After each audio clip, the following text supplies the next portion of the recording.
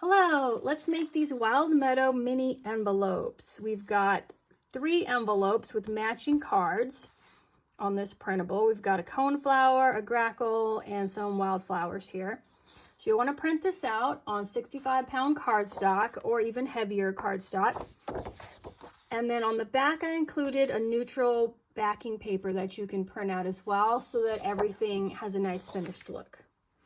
So to make this, all you need are a few simple supplies, a pair of scissors to cut everything out, some glue, tape, or glue stick to close the envelopes, a bone folder, a scoring board is handy. If you don't have a scoring board, you can use a ruler and just your fingernail or a bone folder to just crease a line. And optional things would be a corner rounder to round the corners of the cards, some distress ink to ink the edges if you like to ink, and a circle punch. I have something I'll show you can make out of the scraps that are left over after you cut out the envelopes, and a circle punch. We'll do that at the end. So go ahead and we'll cut everything out. I've already got this envelope with the grackle cut out. These 2 are coin envelope shapes. This one, and then this is like a traditional flap envelope with this little tiny card. So we'll go ahead and cut this one out. You just follow the outline. You can cut on the line. You can cut like a little bit inside if you don't want that dark outline.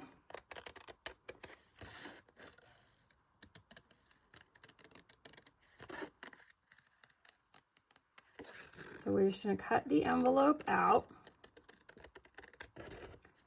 And then if you like to ink the edges, I would save the inking. After we cut out, we need to go ahead and score the lines where we're going to fold the envelopes, because then they'll already be in place. And then when you ink, you won't need to ink everything because some of them will be hidden inside the envelopes. So there's no point in inking those edges.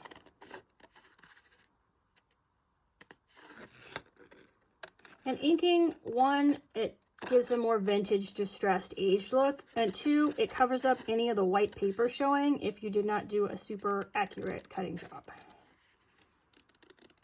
So those are the main reasons you would ink. Okay. And now you'll see this is a pretty wide strip here. So when I cut things out and I have a strip this wide, I cut it off and I save it because we can use that later with punches to make a little bit extra things to use with the kit. You can also cut out the kit name and use that like a word strip to add some text to one of the journaling cards or one of the envelopes. So I'll save that as well. We may or may not use it, but when I cut out printables, those are the things I look for. These tiny scraps I don't save, they're too small. Unless I'm in the mood to cut tiny, tiny hearts, I have little heart punches, I would save a piece like this, but usually I'll toss these. So now we want to score the lines so that the envelopes easily fold and we can assemble them. This one, it's obvious where the lines are. If you don't have a scoring board and you're looking for one, this one by We Are Memory Keepers is great. I love it. The scoring tool and bone folder clip into the top, and it's a great size for doing small projects. So you just want to line up these lines on the lines on the scoring board and then just lightly press. Not too hard, you don't want to tear the paper. And again, if you don't have a scoring board, use a ruler and just line it up on the line and use something to press it in. Some people use the back of their scissors. You can use mechanical pencil or a ballpoint pen that's out of ink. Okay, once you press them all in, you want to go ahead and fold them to the inside and then use a bone folder to really crease them so that they stay closed. Making mini envelopes is the same as making large envelopes. Everything's just a little tinier, so you may have to be a little more careful because anything a little bit off will show up more here. So you're going to put the sides in first and then the bottom, and that's what we'll be gluing, and then this will open and close. And that's our first little mini envelope. On these coin envelopes, I don't have pre-printed lines, but where you're going to score is from this notch to this notch, this notch to this notch. So just line up that corner, and I'll usually use this last line on here. And if you don't have a scoring board, you can just try to bend them. They'll naturally just stop bending at the creases.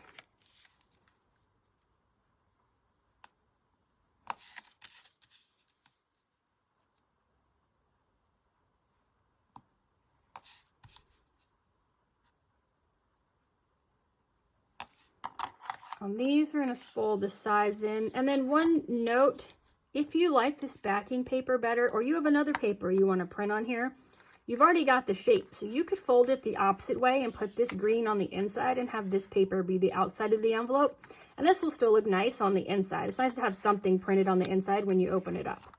So that's another option.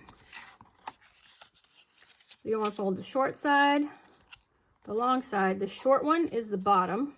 That gets folded up, and then this is the top, and that gets folded down. So now that you have them creased, you can see there's no point in inking this edge because it will be completely covered up.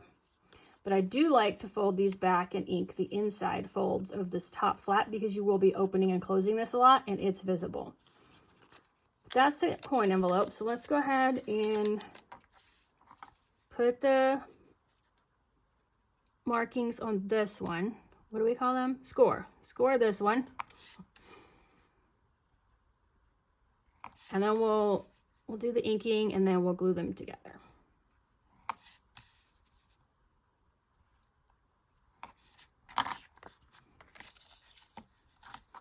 And scoring first just relaxes the paper a little bit and makes it a lot easier to fold without getting any kind of creases or tears.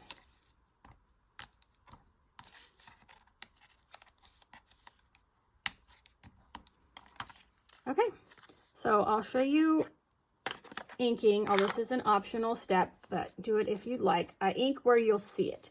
You won't see the inside of this once it's folded up, but you will see the outside edges. And then you'll see the folded edge from both sides.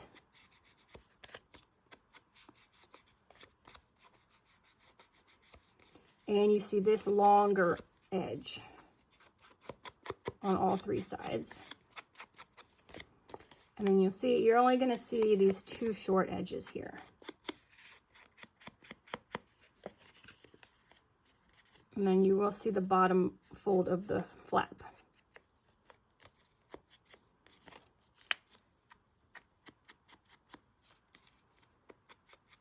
Both sides of the top, all around the edge. And then on the inside, I do the edge, and then I gently reverse fold it here and do this crease. And that just gives it a little aged look and a little more interest when you open the envelope. So I'll go ahead and ink everything else. Oh, before you ink, if you are interested in rounding the corners, I've got this Katamaru Pro corner rounder. If you've got any type of corner rounder will work, and it just gives a different look to the cards, and it does make them a little easier to fit in and out of the envelopes because there's no like pointy corners to get stuck on anything. So if you're going to round the corners, do that before you ink. I'll go ahead and ink everything else off camera, and then we'll start assembling the envelopes. Okay, everything is inked, and I did go ahead and round the corners of my cards. I just want to show you on the little bit larger cards, I use the medium setting to round the corners, but on this teeny tiny one, I use the small setting. So if you have one like this, it has a small, medium, and large size corner. So I just scaled this down because it is like super tiny, and I wanted the corners to be kind of in line with the size of it. So everything's inked. We're ready to assemble the envelopes. Let's see. Got some, this is actually like a paper palette paper. It's like waxed paper. I usually do my gluing on so I don't make a mess on my desk. Let's start with the coin envelopes. So you're going to be putting short side, long side, bottom. So the short side and the long side overlap. Ooh, can you guys see that? They're going to overlap maybe close to 1/4 inch. So what I do, because you want both sides nice and flat, is I put a line of glue on the very edge of the short side and a line of glue on the outside of the short side and a line of glue on the inside of the longer flap, or I guess it's wider, the wider flap. And that way when they overlap, the entire flap is glued from the very inside edge to the outside edge. And I do that so there's not any loose paper on the inside, that when you put like things in the envelope, it won't get stuck up or caught into like the edge of that paper. And then when we do the bottom flap, I just do along the very bottom edge. And then fold it up. This glue sets almost instantly. If you are using something that takes a little longer, like glue stick, I would just put a clip or something heavy on this for a minute or two till it sets, because cardstock is pretty stiff and it does have a tendency to open back up when you fold it. But this art glitter glue dries pretty quickly within a second or two, so I don't have that problem. So we'll do that on this side as well. So you want to lay it down, the rounded part to the top, the short flap folded in. I always keep saying short. It's the narrow flap. And then we'll put glue the inside of the wide flap. Fold them over and press. And just do one strip along the bottom. You don't want to get glue too close to the inside, because you see these flaps don't go all the way down to the bottom edge. So I just put glue on the very outside and fold it up, and that's enough to hold everything in place. And then here's the traditional envelope. So you do with the point up, the sides in, this flap up, and you can see that you don't want to put glue all the way to the top of this, because it does overlap these sides a bit. So I just put glue on this bottom section here of the two flaps. Hold them flat and just press this up. And that way you won't have any overglue. Whenever you make envelopes, no matter how careful you are, just double check. Make sure you didn't glue the envelope closed by just doing, kind of pinching it and making it open. Just to make sure the glue didn't seep inside. Because if you wait a few minutes, it'll already be glued shut and you won't be able to get it open. But that is all there is to it. Let's see if the cards fit in. See, I have this grackle with the blue and the blue envelope. There we go. That fits in there. And then these wild flowers in the green. Oh, that one's a little tight. Let's see. We have miscut that. Let's just cut a little sliver off the edge, and then I will round the corner again.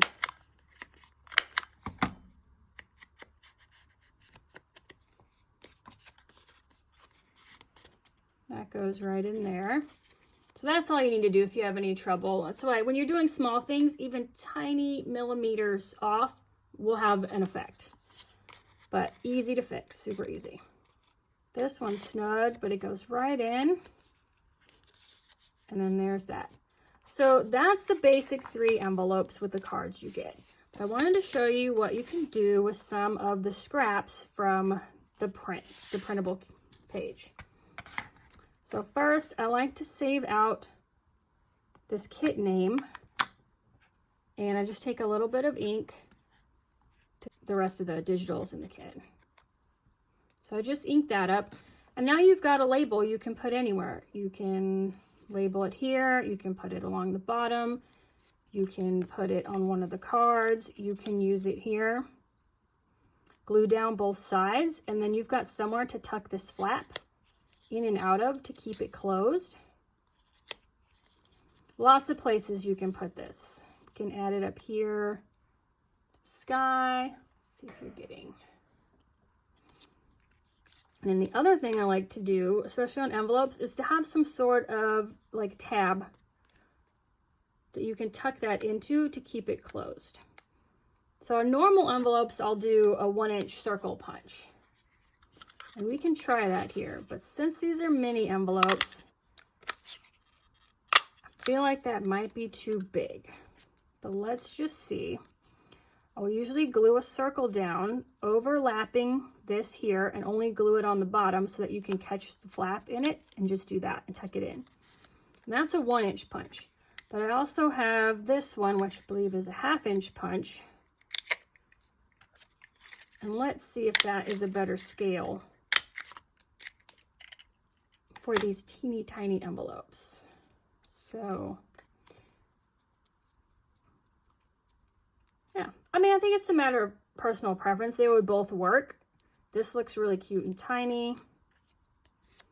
This one's a lot bigger, but we'll try the tiny ones. So what I do is I print 2 because they are white on the back, and also they're only 65 pound, what I used. So it's not sturdy enough in my mind to keep from bending if it's being used as an envelope closure.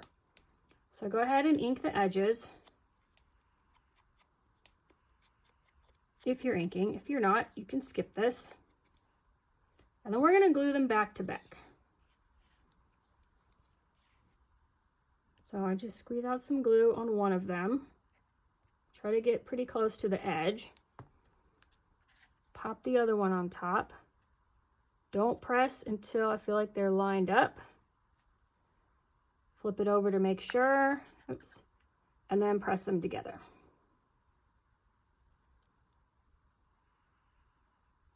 And now it's double thickness, so it's a lot sturdier. And it'll hold up a lot better as an envelope closure.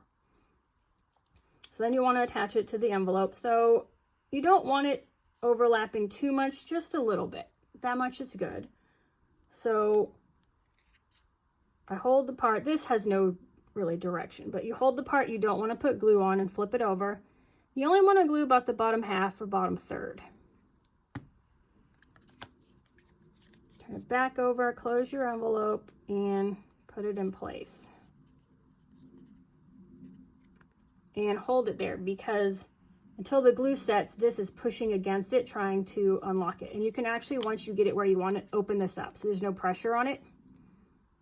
And just wait a minute or two until it's dry before you start actually using it as a closure. Now this one, because the point goes almost to the bottom of the envelope, what else? Yeah, the 1-inch I think is too big. I definitely would stick with the 1/2-inch for these tiny envelopes, but it's a great size for a regular size. Let's see if, now that looks cute on there, but I don't think there's enough room to glue it down and be able to get this open. It's too long. So I wouldn't use it as a closure, but if you wanted to just glue it on to be like kind of a faux wax seal, just glue it to the point of the envelope, and I would double-side it to hide the white, then that would just give something a little different to your envelope. But you could also use the word strip as a closure if you really want some way to keep this envelope closed, like permanently. So those are 2 options. We'll go ahead and try it with this circle just as a decorative seal to the envelope flap. And since you will see it on the inside as well, I'll double-side it. This doesn't need to be super strong because it's not a closure, but you will see the back. And since we're using like the scraps from the kit, sometimes there'll be something on the reverse side. So you'll want to do this with it closed because you don't want to make it hanging over the bottom of the envelope. That looks like a good spot. So I will just add a little bit of glue to the tip of the flap here. And probably the just top edge of this circle.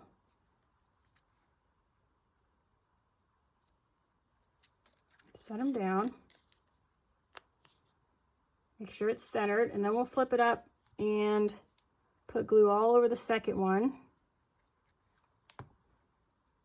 and pop it on here to cover it up.